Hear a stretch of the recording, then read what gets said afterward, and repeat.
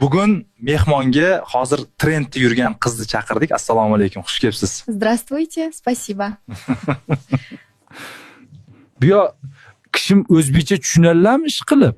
Hozir bilib olamiz, siz o'zbekchaga tushunasizmi? Что вы сказали? Я не понимаю вас. Onasini yemsin, nima deyapti bu? Men senga aytdim, ruschani o'rganinglar deb. Ana endi o'tir og'ziga qarab. Ты меня понимать?